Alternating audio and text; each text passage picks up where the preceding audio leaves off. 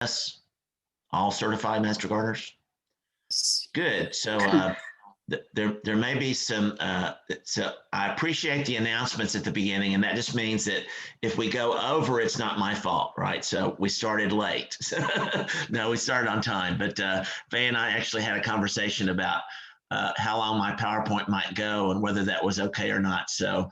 But given that you all are all master gardeners, we may be able to breeze through a few things fairly quickly. But if there's any questions at all, the best thing to do with these Zoom conferences is to put them in the chat box, and I will try to stop every few slides and check to see if there's any questions, so we can deal with those as we go along.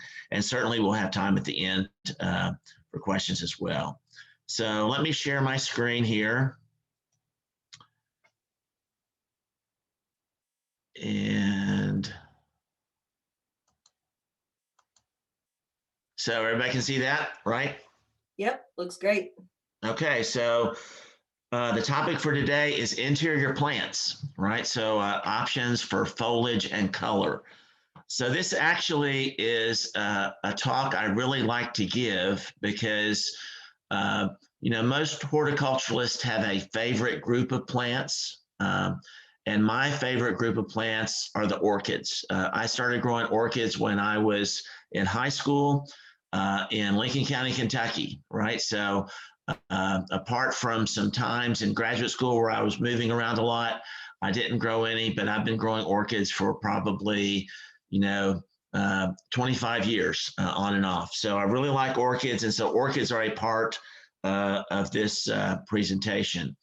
But before we get to orchids, let's think a little bit about interior plants. So if any of you all are native only type people, then you're out of luck, right? We have no native plants to the indoor environment, right? That even throughout history, right? Our ancestors who are cave dwellers did not have native plants. They may have had some fungi and things like that that grew on the cave walls, but we have no photosynthetic plants that are adapted to indoor conditions, right? So they're all exotic.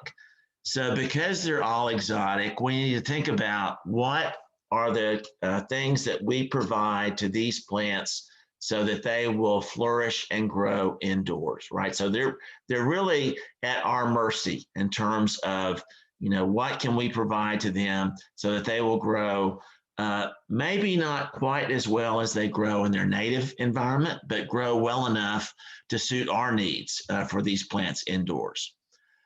So I think to discuss this, we have to think about where these plants are native, right? So by and large, many of our indoor plants come from the humid tropics, right? So they're rainforest plants.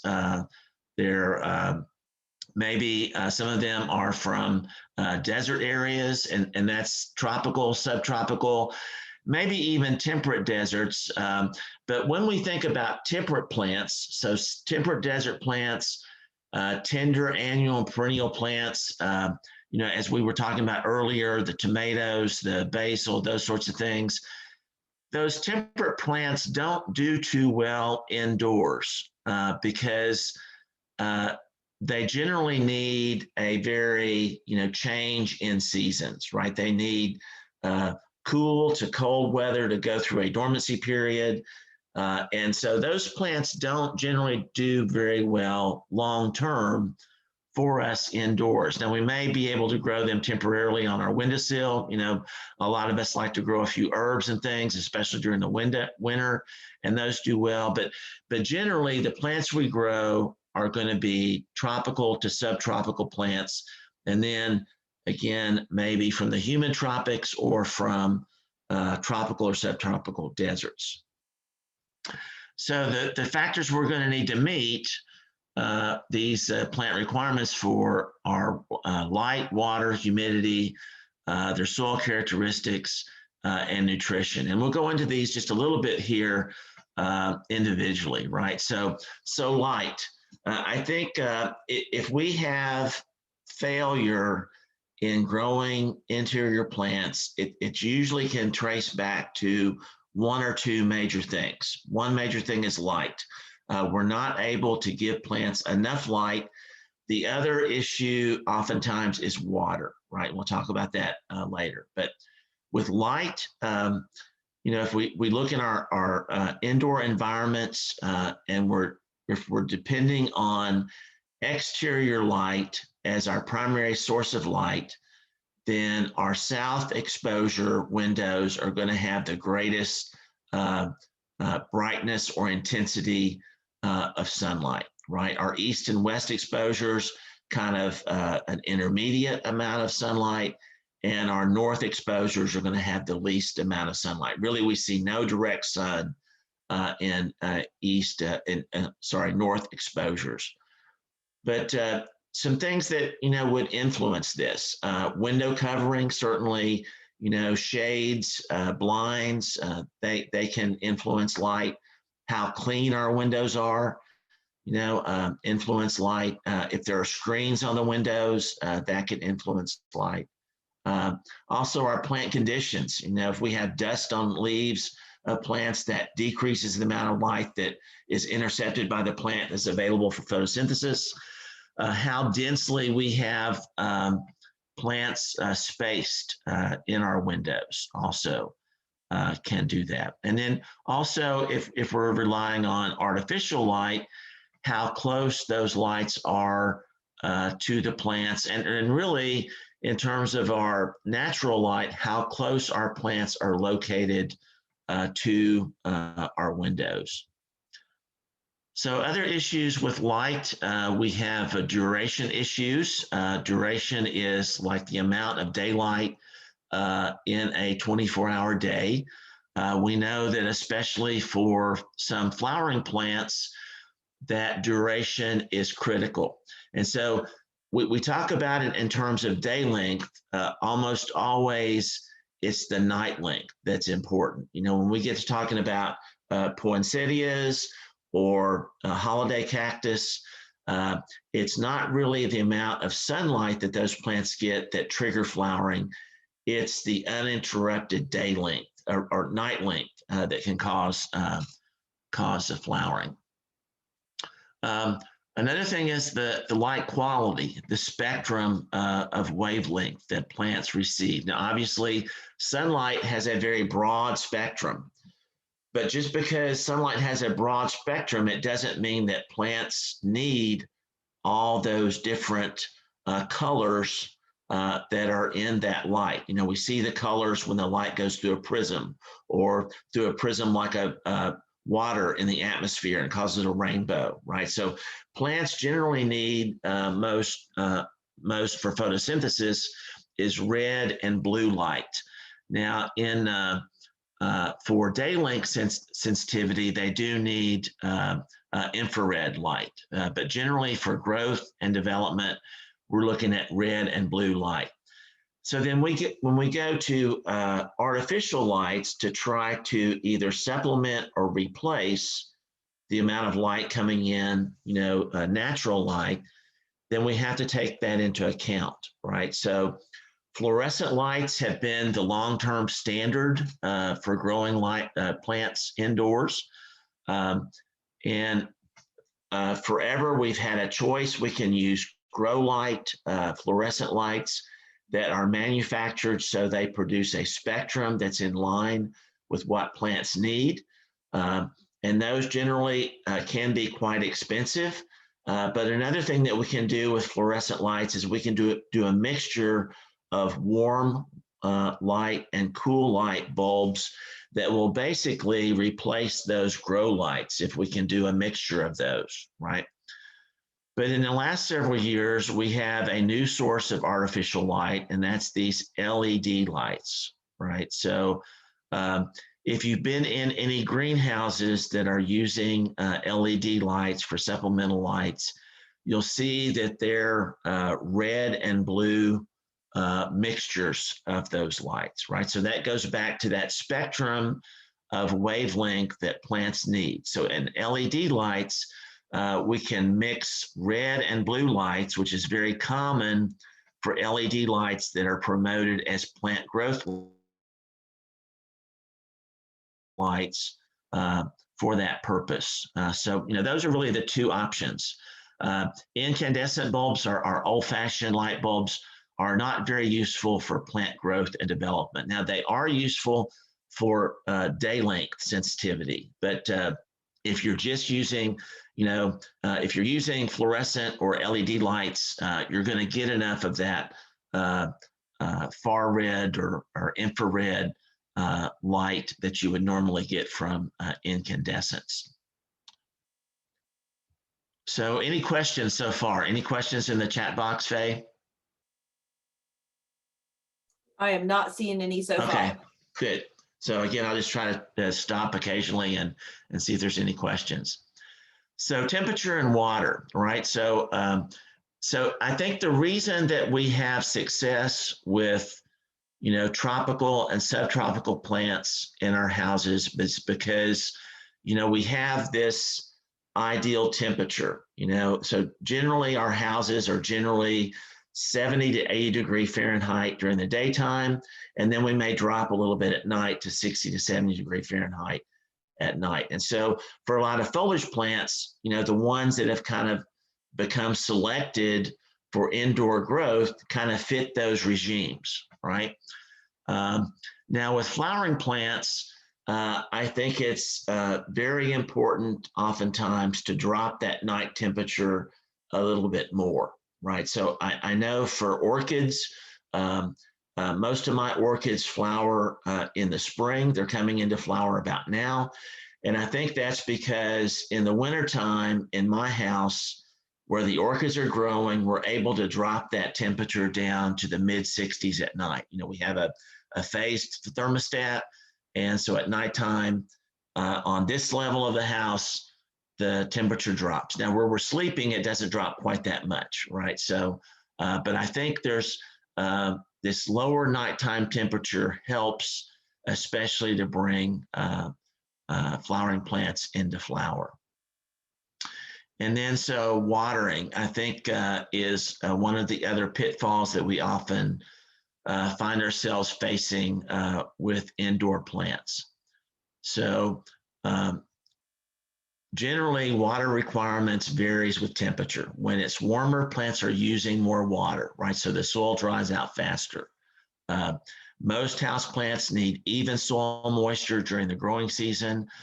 There's some plants that come from areas of the world where there's a distinct wet season and dry season that actually need lower soil moisture during part of the year in order to complete their life cycle. Now, clivia is one of those. Probably many of you know clivia. They're kind of these monocot plants. They look kind of like lilies in terms of their foliage, but they have these big umbels of flowers. It's really, really attractive, right?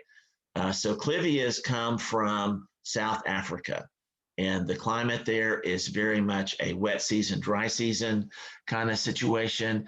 And so if we don't give clivias that dormant period, then they won't respond and flower. They may grow okay, but they won't flower. So, about watering.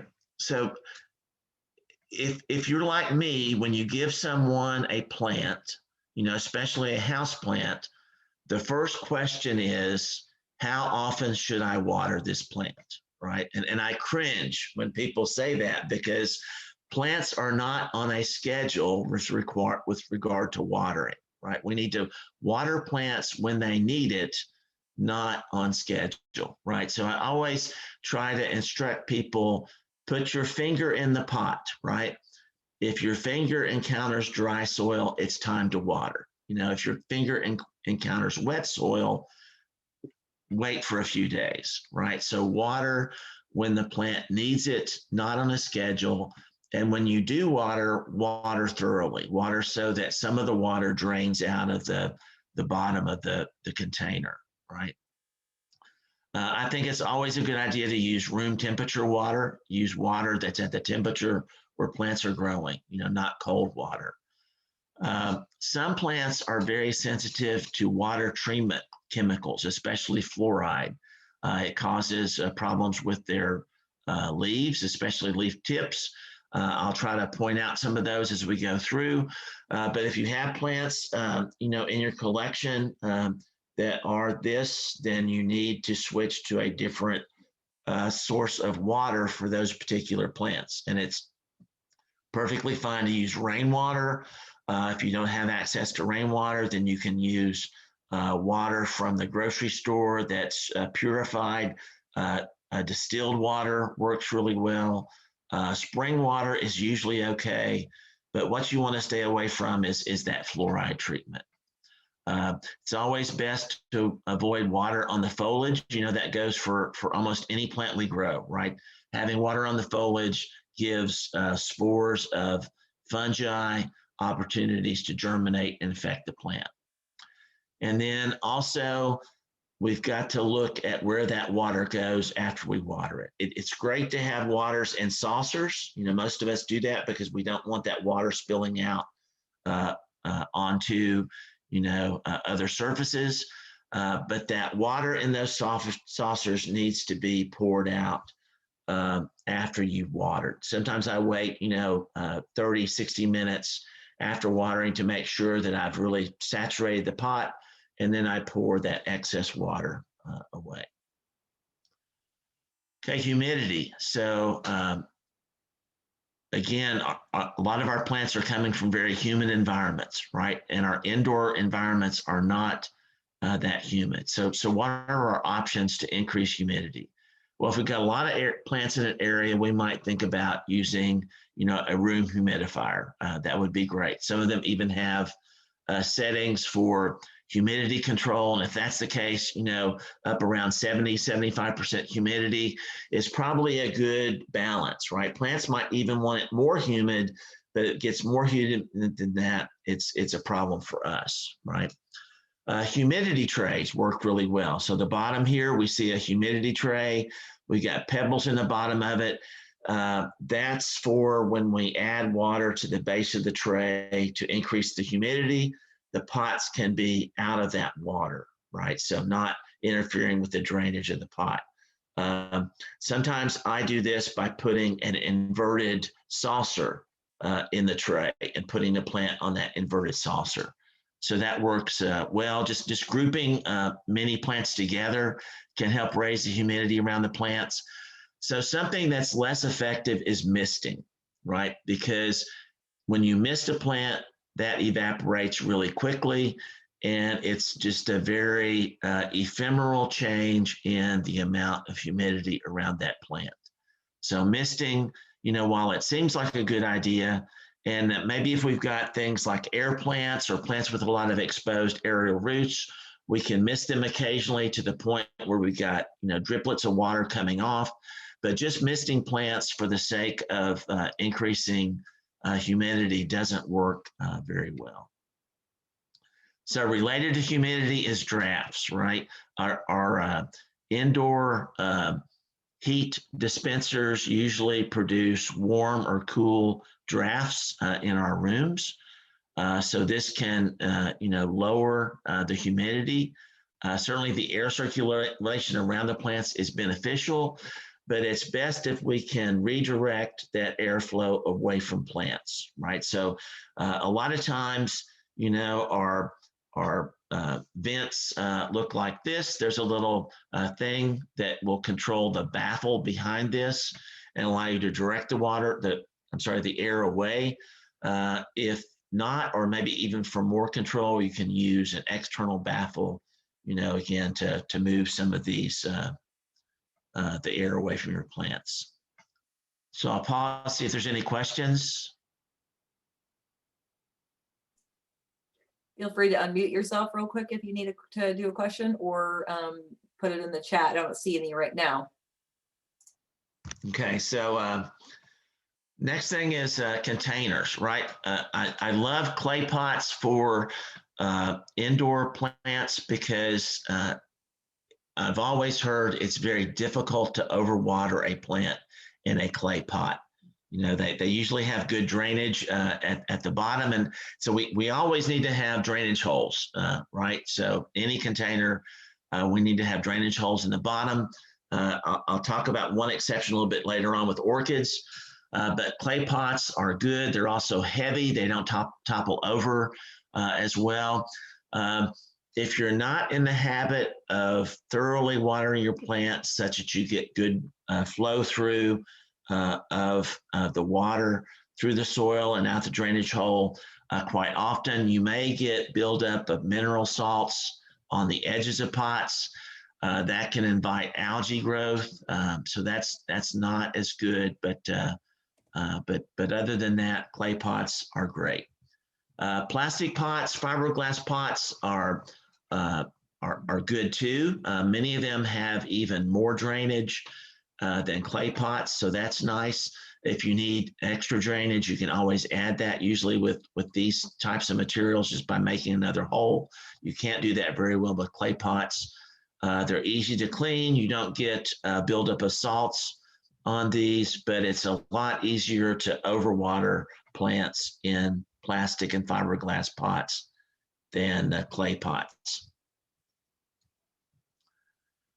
Okay, soil for indoor plants, right? So I say soil in parentheses because generally we don't use any soil in these mixes, right? We're talking about potting mixes or potting soils. So usually they're soilless mixes that we use. Components, maybe peat moss, compost, bark. Those are generally kind of the organic parts of the mix. And then we have perlite and sand as to help drainage. And occasionally we may have some loamy soils. But usually just not more than maybe 20 or 25% of loamy soil. And then if you can sterilize it, that would be better. And then specialty mixes, orchids, we use lighter mixes that contain a lot of wood and bark. And then for cacti and succulents, we usually have more sand and perlite to allow for drainage. So, in terms of the specialty mixes, it's always better to err on the side of too much drainage, right? Because you can always increase your watering regime if you need to, if you see your soil is drying out more often than maybe you expected. But if you start with a heavier mix, then it's much more difficult, to go back and make that mix lighter, right? So without repotting the plant. So I always kind of err on the side of having a mix that's a little bit more porous, a little bit better drained, as opposed to not so. Okay, fertilization. Generally, it's most important to fertilize during active growth. If you have plants that desire a dormancy period, then usually fertilization is not needed. But most of these plants are going to be actively growing. About every 2 to 4 weeks is generally adequate for adding fertilizer. Again, I generally fertilize more in the summer months than I do in the winter months. Always good to fertilize after you've watered the plants. Much better to fertilize a plant in moist soil than to fertilize the soil dry. And also, when you're fertilizing, with water-soluble fertilizer, it's always good for a little bit to drain out the bottom of the pot, right? This will reduce salt buildup. Now, there are, solid fertilizers manufactured for houseplants, for orchids, other things. Osmocote has a wide range of products, not meaning to single out Osmocote as a single supplier, because there are others, but and they work fine, right? So the danger is if you over fertilize with a solid fertilizer, then what is your remedy, right? So you're going to be scooping up, parts of your topsoil and then you don't know how deep that fertilizer has gone. So I'm very much a proponent of fertilizing often and with low strength fertilizers in terms of water-based fertilizers than using, solid fertilizers that I'm adding to the soil, because I'm always afraid, what happens if I over fertilize. It's more easy to over fertilize with these solid fertilizers than with water materials.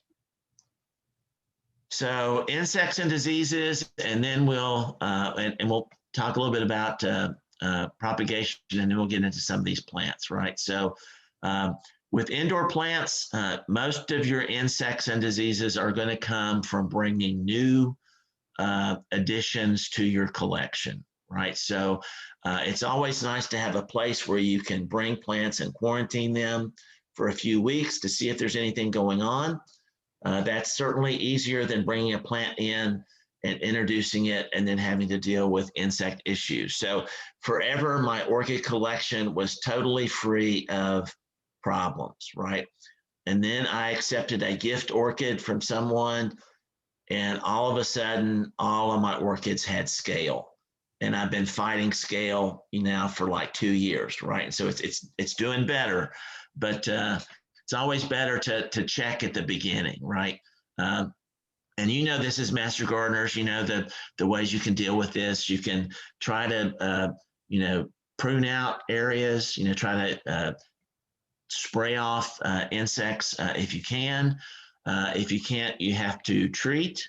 And there's treatments that are organic versus synthetic. I would remind you that very few of those treatments are approved for indoor use, so check with that.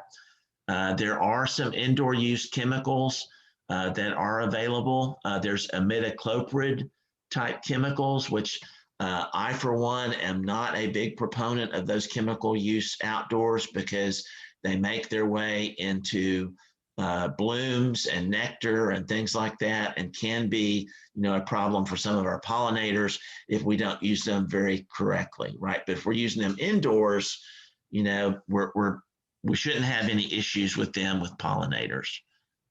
And just like fertilizers don't apply chemicals to dry plants. And so just some common pests, you all know these as master gardeners: aphids, spider mites, white flies. Some of these can be controlled by putting them in the shower and getting them a really good bath. It's usually a temporary fix. Mealybugs and scales are some of the more difficult ones because they get into little nooks and crannies. You can try getting them off with a little bit of alcohol on a swab. But this is a group of insects where that imidacloprid type material, it's a soil drench, or you apply granules to the soil, is taken up by the plant. And that's actually what I've used in some of my orchids, and they do a pretty good job on the scale. And then fungal gnats are more of a nuisance. The little larvae here is usually eating on decayed material in the soil, right? And then you get the problem is the little gnat that's flying around when you move your plants or water. And so one way to control these is to add like a layer of sand on the top of your growing medium. That will prevent the fungal gnat from laying eggs into the soil, right? Physiological disorders, excess salts. If we get salts build up on the pots, we can damage the leaves of certain plants. African violets are notorious for this. Or more often what we see is tip burn from this, right? So that's excess salts, maybe could be due to fluoride in the water. Sun scald, looks like this. It's usually, it's permanent damage to the leaves, but it's usually something that you can correct by just moving the plant further away from the light source, right? And then cold damage to plants, you just see wilting and kind of problems there.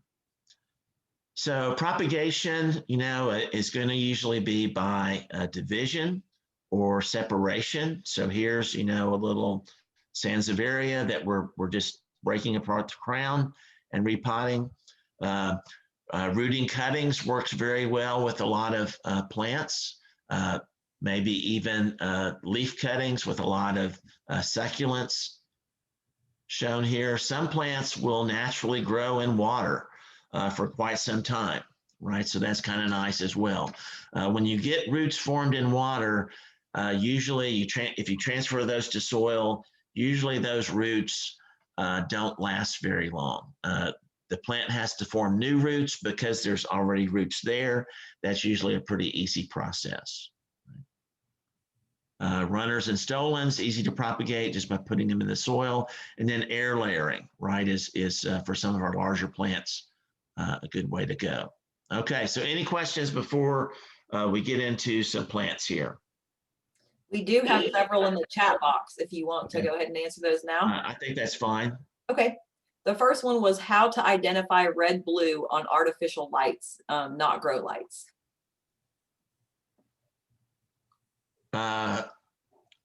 So that would be with fluorescent lights. With the LED lights, usually when you buy plant lights, they're going to come as a mixture of red and blue lights. That's just this kind of the standard. With fluorescent lights, especially the long tubes, you look for either grow lights that have that spectrum, or you choose ballasts that are lights that are either warm white or cool white, and you do a mixture of those two, and it gives you the spectrum that you usually receive for grow lights. So excellent, thank you. And then someone commented on how beautiful your orchids are. Okay. Background there. Okay, so here's the next one. Several months ago, I repotted my, I never pronounced this right, Phalaenopsis orchids, I know I didn't say that right, into orchid pots using some orchid bark mix. I did remove dead withered roots. Now they all look terrible. Should I just buy new and start over? So let's wait for the orchid discussion, and if we don't clear that up, we'll ask it again. Okay. Perfect. That sounds great, because there's another one about that same orchid asking if you should repot it in orchid pots immediately. Okay. So then that can go along with that. But then the last question is, do you have a water-based fertilizer brand you recommend?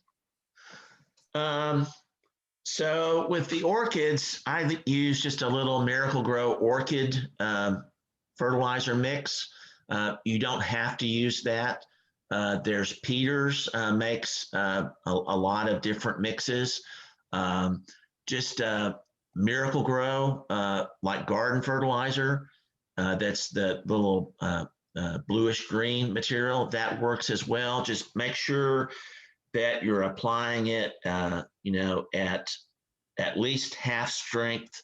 In the winter, I might even apply it as quarter strength, So the thing is, it's much easier to move upward in terms of fertility than to move downward, right? So I would start at a lower fertility, and then if plants you still feel like they're kind of dragging along or they're kind of yellow, then you can up the fertility a little bit there. So. Okay, that's it. Okay, good. So we'll just go through some of these plants. I'm just going to go real quickly. I've shared the PowerPoint with Faye, and she can circulate it if she hasn't already. But this is Aglaonema. Aglaonema is Chinese evergreen. It's a great plant for homeowners. It's very tough. It tolerates poor light. It tolerates dry air. It does need to have pretty good water. It will show some tip burn if you have a lot of fluoride in your water. You can, that's not really that harmful to the plant. You can prune out the tips, if you need to, but it's a very easy plant to grow. The flowers are not showy at all. Okay, so but just grown for the variegated foliage. So we say moderate light, that's going to be like an east or west kind of window, right? Kind of close to one of those windows or further away from a south window. Here's a parlor palm. So this is really the only palm that I'm talking about. It's very widely available in the trade. It does well in indoor conditions. It likes to have a little bit higher humidity than a lot of our indoor sites provide. So you might have it with a bunch of plants or with, like a humidity tray or something like that. When it gets dry, it's especially prone to spider mites, right? So that's a problem here. And it can also tolerate fairly low light and, higher light as well. So this is kind of a fun plant. This is a split leaf philodendron. It's sold as both Monstera and philodendron genus. But it can be a big plant. It will pretty much grow to this space that you've allotted for it. So you may have to eventually do some pruning on it or do some air layering to produce some new plants. But it's nice. It will take kind of as much light as you can give it. Obviously, with greater light, it's going to be a bigger plant. So Sansevieria is snake plant. It's another very durable plant for the home, can take dry environments, is very forgiving in terms of light, will take some lower light, but really prefers, as much light as you can give it. By the way, if you're moving plants from low light to high light, you need to do that gradually, especially if you're bringing them into a place where they're going to get some full sun, because they need to acclimate, over a period of a couple of weeks to that higher light, or you're going to get some sun scald to those leaves. Here's a dwarf schefflera.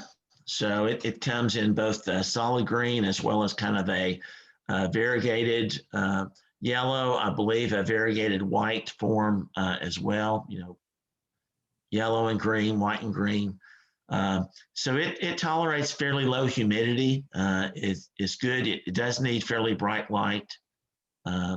So I have a sunroom that in the wintertime, it gets down to about the low 40s. It's got a heater in it that just comes on basically to prevent freezing. And this plant does fine in that environment over the winter. So it can take some fairly, cool, non-freezing temperatures and then do okay. Here's Dieffenbachia. So Dieffenbachia, broad leaves, variegated leaves. Again, no real flowering to this of any, appeal.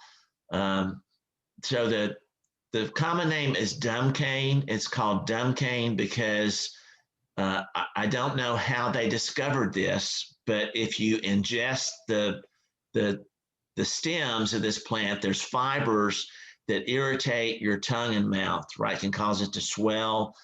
So it can cause, problems with breathing if it's severe, but I don't know who the first person is that ingested this, because I don't know that it has any,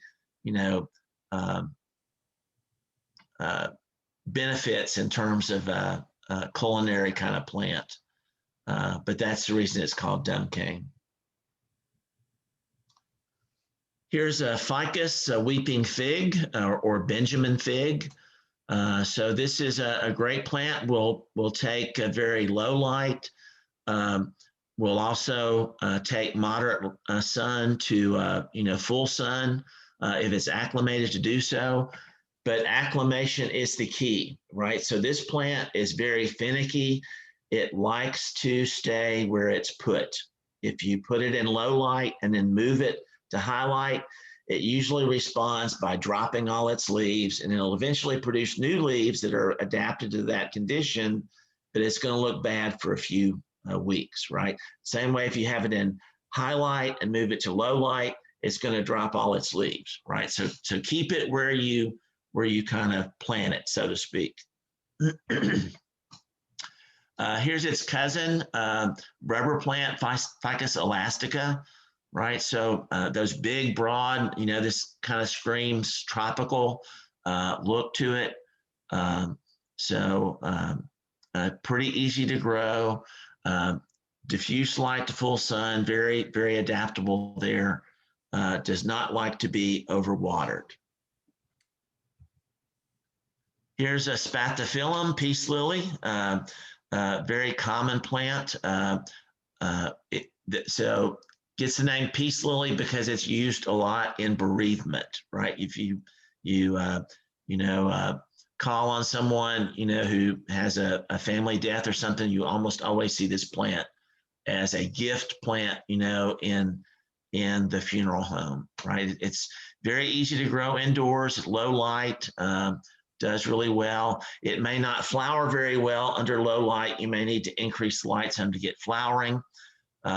It does need good water in order to keep the foliage, in good shape. It's very sensitive to that water issues. So aloe vera, is one of our common succulent plants. So the succulents in general need as much light as you can give them. They're generally desert plants, so they don't have to have a lot of humidity, but they do need as much light as you can give them. Some of our aloes and succulents are somewhat hardy. I would say, check, the label, investigate that, because some of them are not hardy at all, right? So here's another succulent. This is jade plant, or Crassula argentea. So another very common plant for indoors. Rarely flowers indoors. I haven't even seen it flower in the greenhouse very often. So one thing about some of these succulents, some of them are very long lived plants and very rarely flower, but they all require well-drained soils, right? And then, we have a lot of interest in succulents these days, a lot of these kind of miniature succulents. Here's a jade plant up in the left picture on the right. Some of these echeverias, other plants, are very common. Dish gardens, unfortunately, a lot of these dish gardens are not well drained, so you have to be very careful with how much water you're applying to these plants. Make sure that you've got adequate drainage, or keep the soil kind of on the dry side, right? It's beneficial for these. Peperomias, good, again, low to moderate light. The flowers are these long kind of spades here, spadix, and not extremely showy for the flowers, but the foliage is nice. Here's a devil's ivy, pothos, very, very easy plant to grow. If you've got a problem with keeping plants, overwatered, this is probably the plant for you. It'll tolerate a lot of overwatering. You can even grow it, cuttings in a fish tank, right? So it's very durable. And then philodendron, both of these are good hanging basket plants. They're good for totems if you want them to grow up something. Again, very easy to grow here. So flowering plants for the home. I'm going to start off with orchids, right? So this initially was where I grew orchids.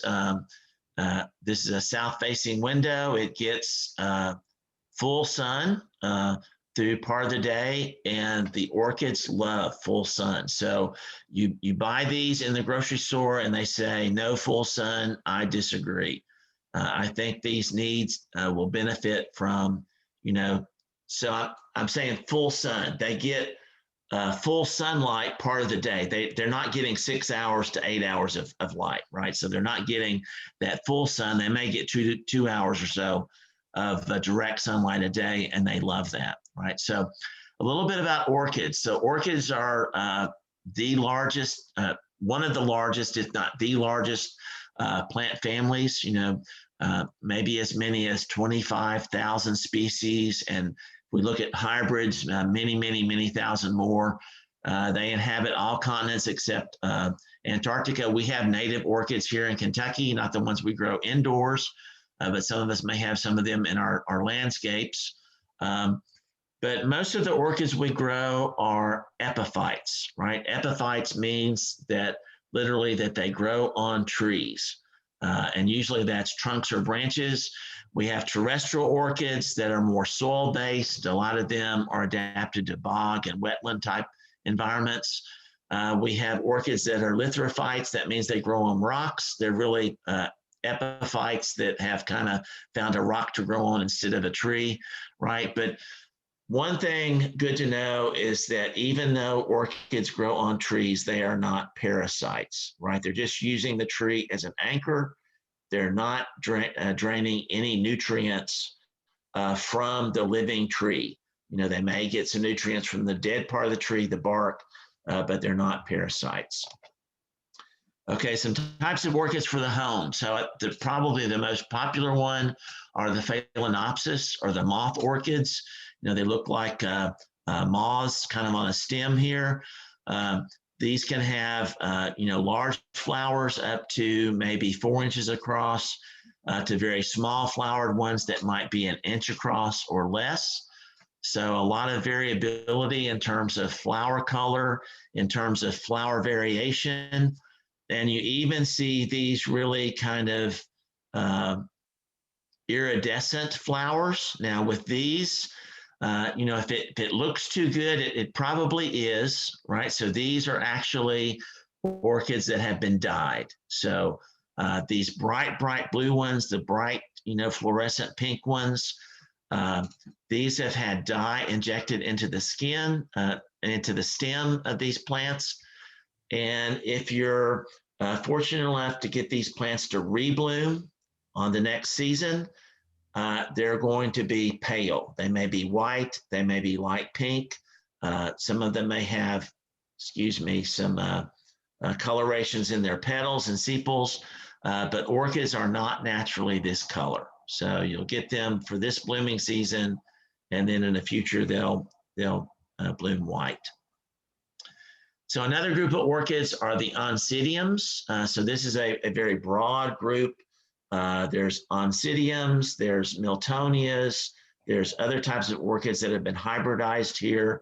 But the oncidiums as a group are called dancing ladies, right? So here's kind of the stereotypical oncidium with the flower here. Looks kind of like, you know, ladies dancing around in skirts.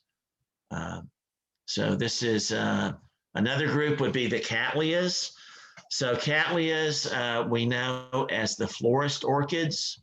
You know, back when women wore big corsages, this would be a, you know, very typical Easter corsage flower.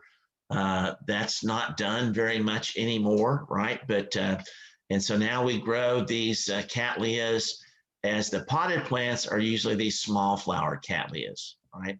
So we still see some of these available sometimes in the stores. Dendrobiums, another orchid, have flowers that look kind of like Phalaenopsis, but not related to Phalaenopsis. They're a different species.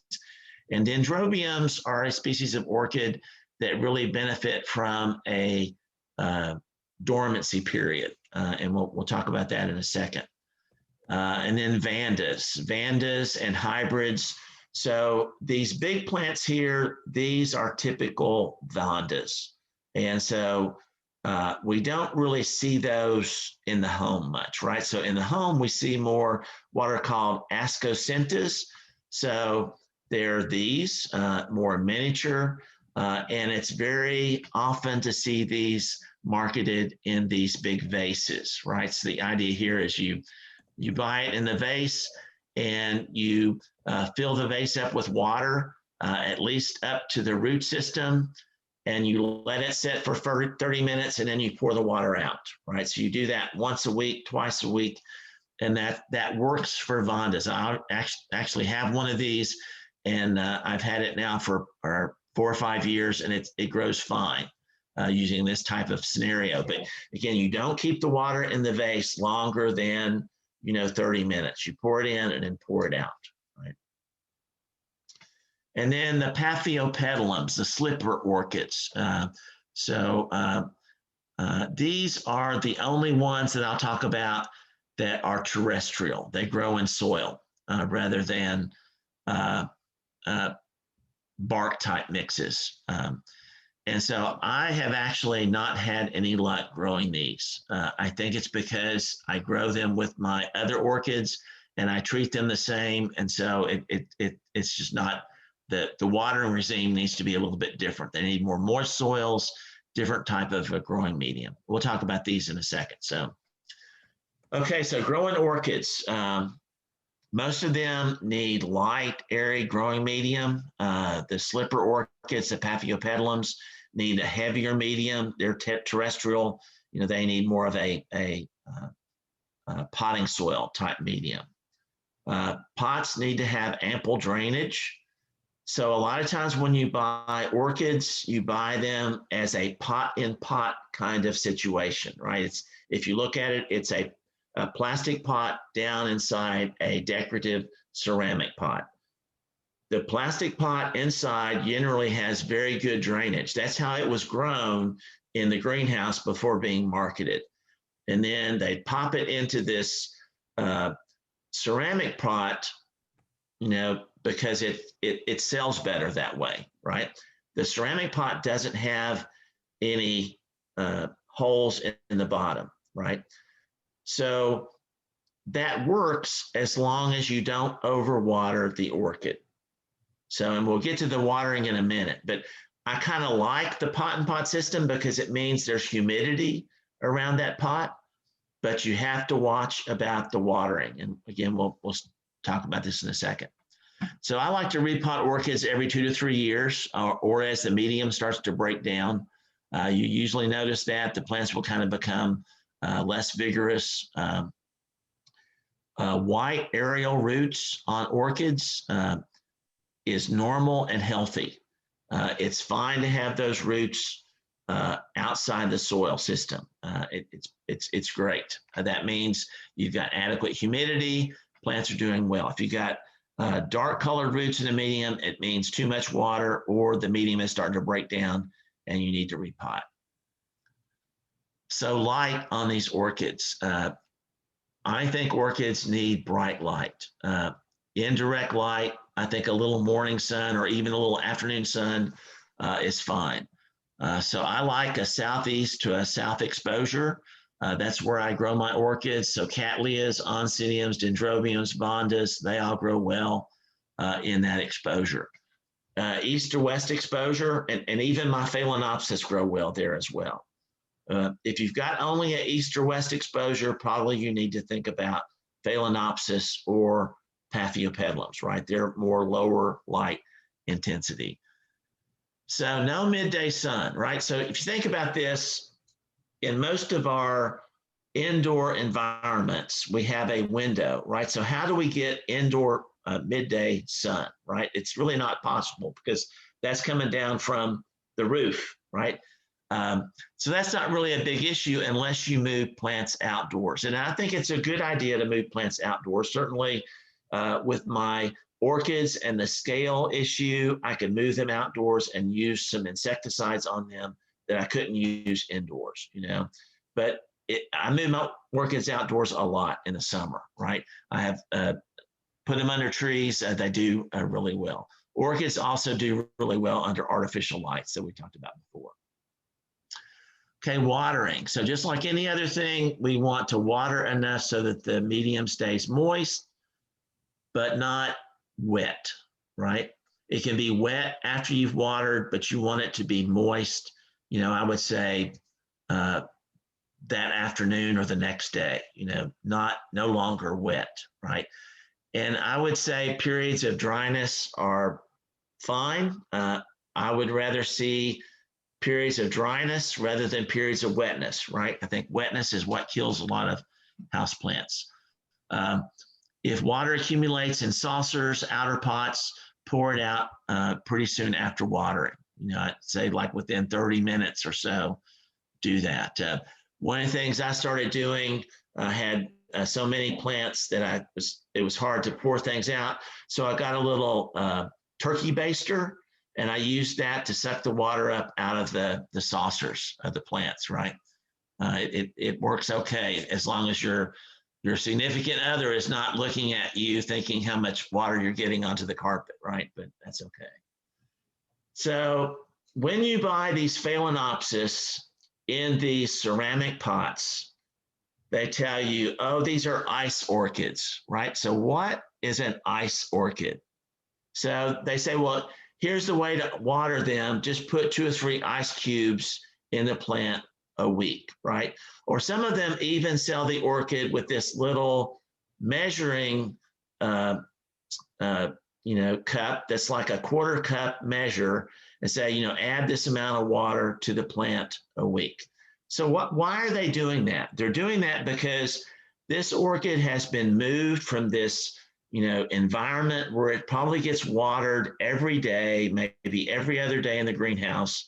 All the water flows through, to now it's in this ceramic container. So you've got to watch out for overwatering.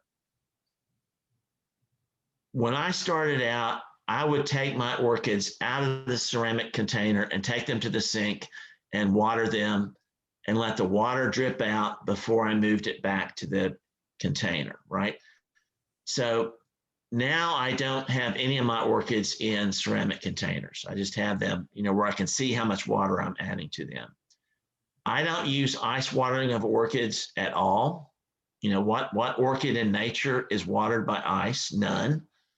But I say that, but if I'm going to be gone on vacation for longer than a week and I need somebody to come in and water my plants, that's what I tell them to do. I tell them to put a few, ice, pieces of ice in each container. I do that once a week in the middle when I'm gone on vacation. That way they're not overwatering my plants, right? The ice in orchids is just a mechanism to keep you from overwatering, right? It's nothing wrong with it, but it's not the natural way orchids are watered either, right? And then humidity is very important for orchids as well.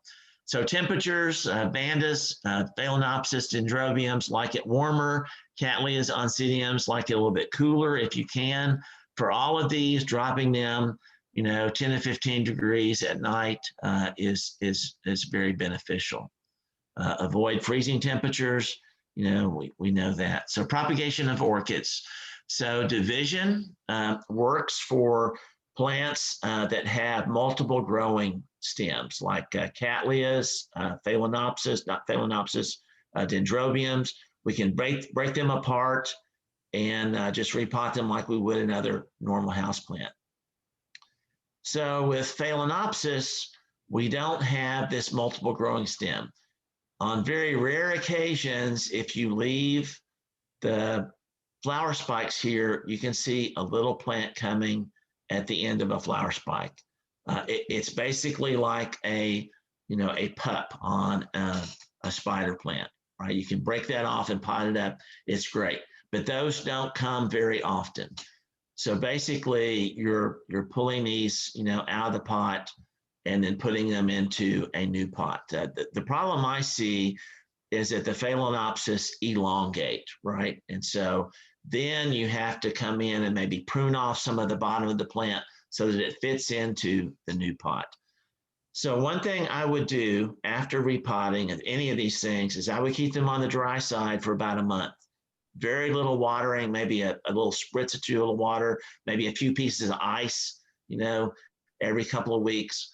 But I would keep them on the dry side, give those damaged roots an opportunity to heal, and then start putting them into a water regime.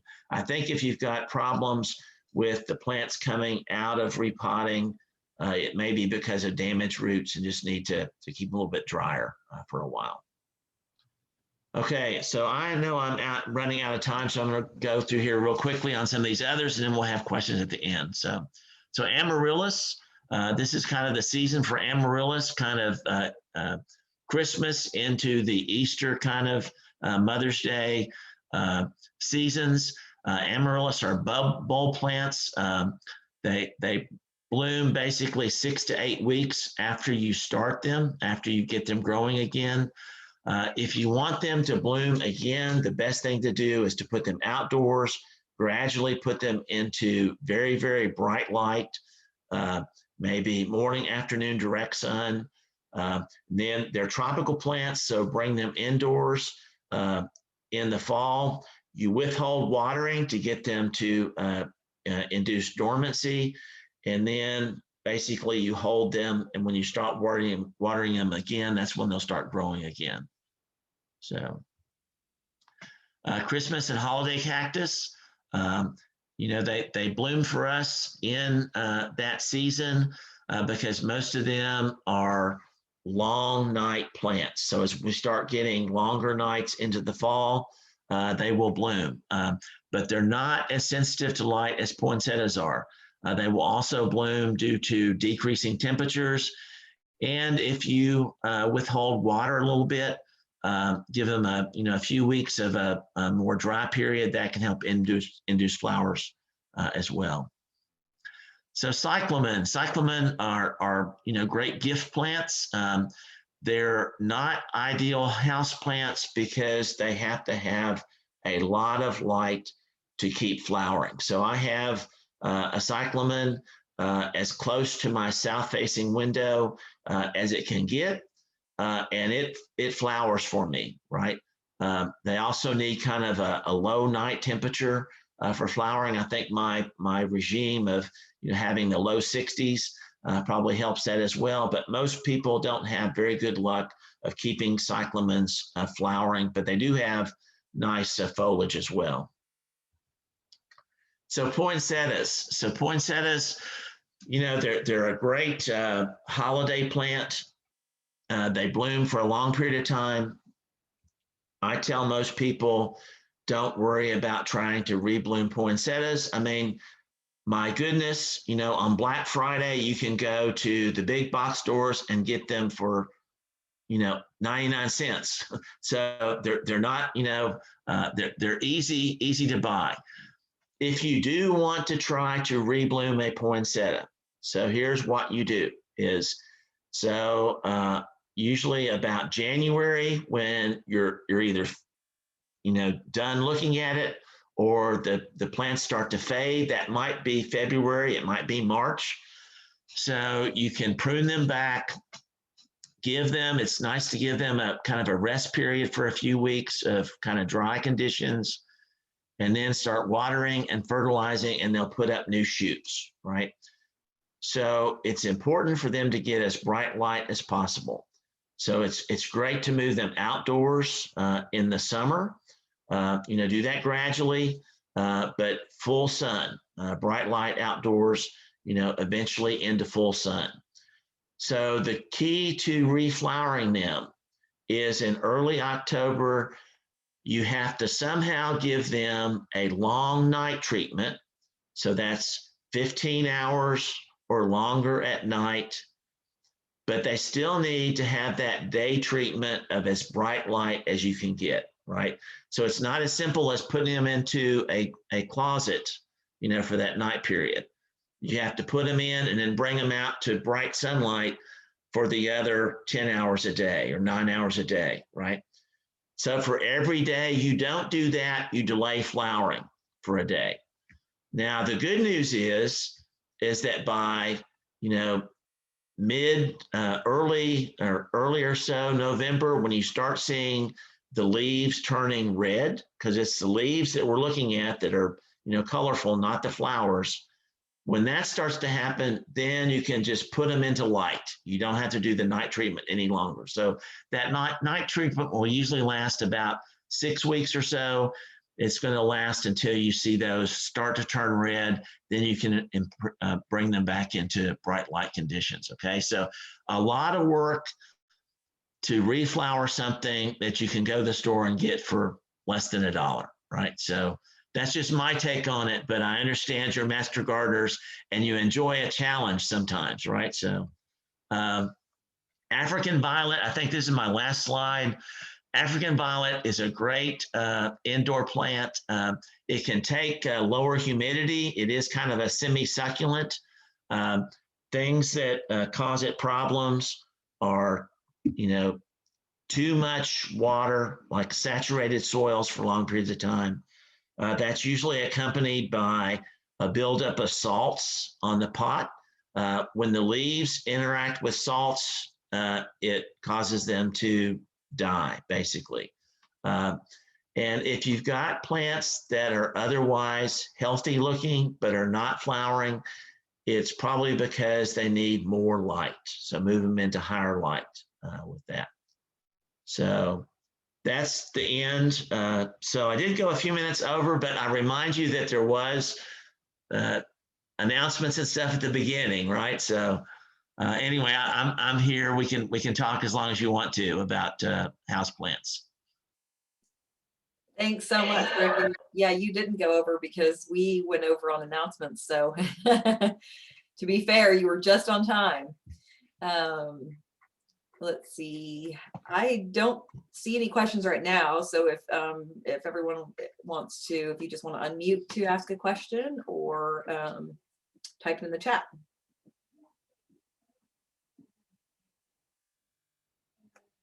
Rhoda made a comment that she was given an amaryllis for Christmas in wax, and they cut the root plate off to cover it in wax. Huh. I've seen those before too. I don't think that bodes well for long-term growth of that amaryllis. So it was already flowering, right? I have an orchid where the roots will cling to the pot, but clearly it needs new medium. So what happens when I take it out? Should I just clip those roots back, or? So you got two scenarios. What you proposed is certainly possible to clip those roots back. If you're afraid of doing that, what you can do is take that entire pot and put it into a bigger pot and put a little bit of, orchid medium around the edges of that. You probably need to increase the pot size, 3 or 4 more inches in diameter, but just put it inside another pot. And that way you're not sacrificing those roots. So that would be the two ways. Is it a phalaenopsis? Yes, it is. Okay. Yeah. Yeah. Mm-hmm. Mm-hmm.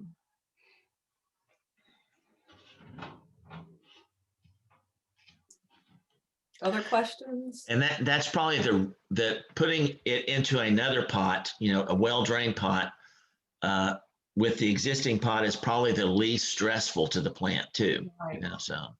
Yeah, it blooms regularly, so it's fairly happy. But I do know I can see that the medium is breaking down.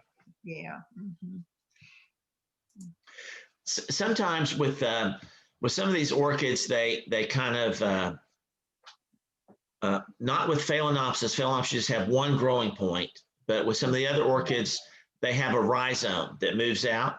And so as the plant gets to the edge of the pot and starts to grow over the pot, it will send out all these roots kind of to cover the pot like you're talking about. So one strategy there is you can just put another pot filled with orchid mix next to that pot and let that new rhizome grow over it and grow into it. And then once those roots are established, you clip it off. It's kind of like an air layer a little bit, so. Yeah, put it in the other pot. Okay. Mm-hmm.